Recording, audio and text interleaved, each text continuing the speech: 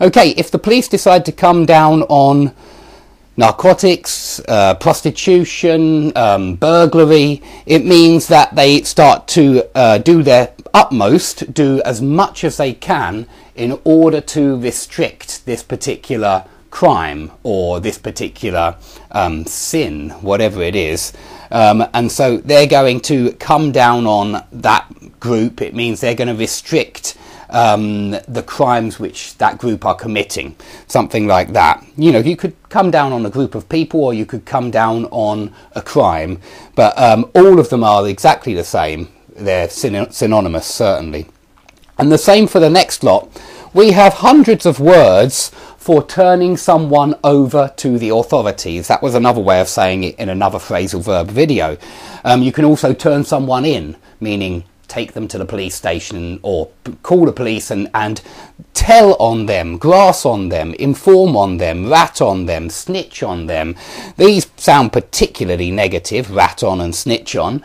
I don't think grass on sounds very positive either. Inform on sounds very formal, as it might sound. It sounds pretty formal, doesn't it? Form, inform on. And tell on is very often used for kids. I mean, when kids tell on their friends, they go to the teacher and say, he's not working, or he's being noisy, or he's playing with his phone in class. They are telling on their friend. Or maybe their enemy. So this is exactly the same, but it's usually used for children and not for adults. The other ones are used for adults. Now, these are all about movement, and we have a group of in on here, which I didn't do in the phrasal verbs within. I'm sorry about that, but you can't pack in all the phrasal verbs in one video. So if you close in on someone, or home in on someone, or zero in on someone, or move in on someone, they all mean approach very closely. Approach closely in the physical sense. So if you're having a car chase or in a race, you might say a horse race, yeah? The horse in second position closed in on the horse in first position. He zeroed in on the horse in first position. He homed in on the horse in first position. He bared down on the horse at the front. He was bearing down on the horse at the front, yeah? Bared down on? No, sorry, bore down on. Bear, bore, born. Bear is like bear a child, so the second form will be bore and the third form will be born. Sorry about that, little mistake. Everybody makes them. So if somebody is bearing down on you, they're approaching you. Usually they're chasing you when they're doing this. So all of these mean approach. Very often when you're chasing someone that you don't want to let escape, you close in on them, you home in on them. Very physical, these phrasal verbs. Next ones are all about understanding, fully understanding something. So if you cotton on to someone's evil plans, and here we go, it's cotton on to something, then you start to understand what they are. You start to understand what they're really planning to do. If you say he's a little bit slow, he'll never catch on, it means he'll never understand what we're up to, what we're doing. Yeah, if you are up to something nefarious, if you're up to something evil or not very nice, you're saying that he won't catch on, he won't understand what we're doing. And again, I think these are very often used in clandestine situations, or clandestine. I found out the other day the correct pronunciation is actually clandestine, according to Oxford. I've heard clandestine hundreds of times. But if there's a criminal out there and the detective is onto him, it means he understands what he's doing, and he's going to follow those leads. He's going to follow up on what that guy is doing, what that criminal is doing. And so if somebody is onto you, they understand what you're doing. Very often some kind of naughty plan that you have. If somebody doesn't latch on, it's the same as somebody doesn't catch on. They don't understand. So again, it's about understanding. However, I'm going to put a line here because there's a second meaning with latch on, and it just means to become attached. And here it's very similar to cling on. If somebody clings onto you, little children, my son very often clings onto my jumper. So this one's very physical, the last one, and it means he holds on to my jumper. He grasps my jumper. He holds it very tightly. And latch on can also mean that, you know, when something latches onto something else, it becomes attached to something else. However, all of those ones, except for cling on, not cling on, catch on, be on to, latch on and cotton on, all are about understanding. And I forgot to mention that catch on can also mean become popular. So a new trend or a new fashion can catch on, or you can say, oh, that new hairstyle will never catch on, and it means it will never become popular. But all the rest of them, yeah, they all mean understand. These four, they all mean understand, certainly. To cotton on, to be on to latch on, to catch on. Now, I mentioned all of these in the last lesson, so I won't go on about them too much. I just want to remind you that go in on is like when you chip in some money, when you and your friends all chip in some money and you go in on a pizza. You all chip in £20, or maybe not that much, maybe you all chip in £5. But if you are in on an evil plan, that means you are part of some kind of clandestine plan. And if you let someone in on your secret, you let them in on your clandestine activity. If you walk in on someone, usually they are up to something, they are doing something naughty, and you suddenly surprise them. You just burst in on them when they're in that room. There's another one, burst in on someone. And I think I mentioned it last time as well.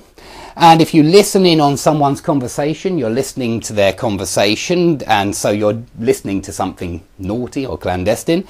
And if you muscle in on someone's business, then you're trying to take over their market share.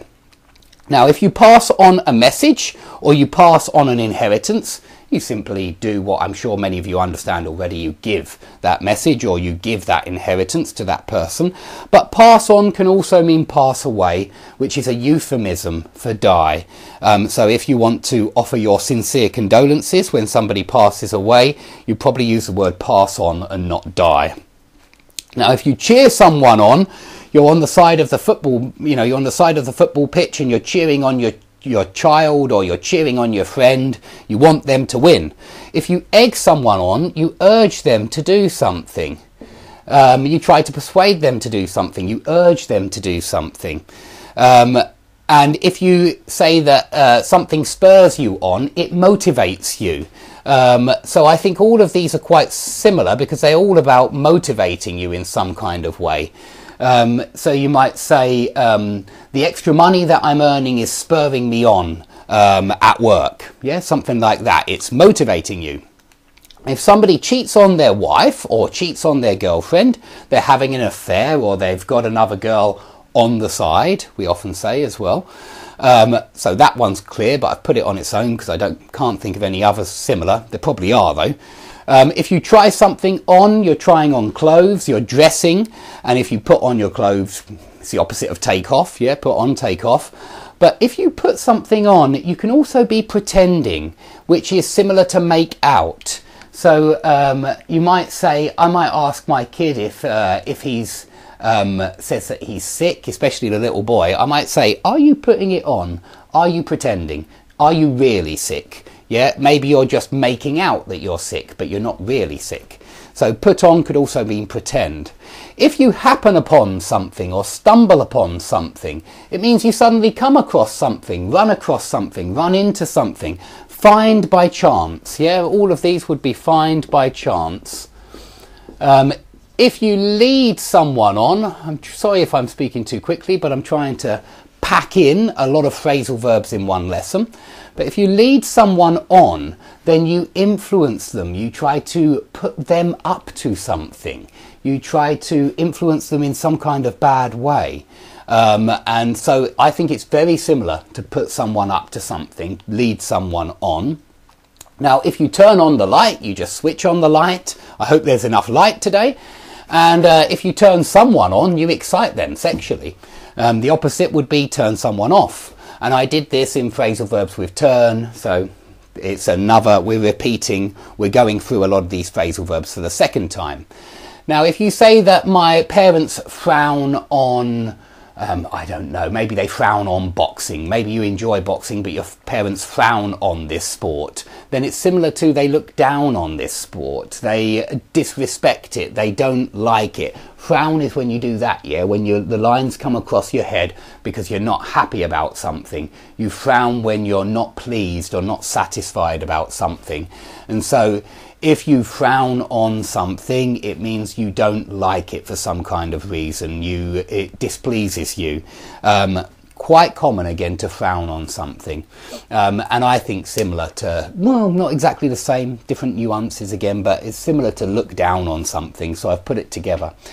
Okay, if you have any questions about these phrasal verbs, number one, look in a dictionary, check, look for examples. Oxford, Cambridge, Merriam-Webster. There are hundreds of dictionaries right there on the internet. Click, type, you'll find them. And you'll find loads of examples, better examples than I give. They're better because they're in the dictionary. But if there's some kind of question about these words, which is a subtle, a really good question, some kind of subtle nuance, please put them under the video and I'll do my best to answer all of them. I don't always have time and I'm sorry about that. Very often I'm planning the next phrasal verb lesson. I've got another one on coming. So if I don't answer, I'm really sorry. I would like to answer everybody, but it's simply that I just don't have the time to answer everybody's questions. But I assure you that I always answer questions in class. Okay, thanks for watching this video. I hope to see you all soon, and please like if you've enjoyed it.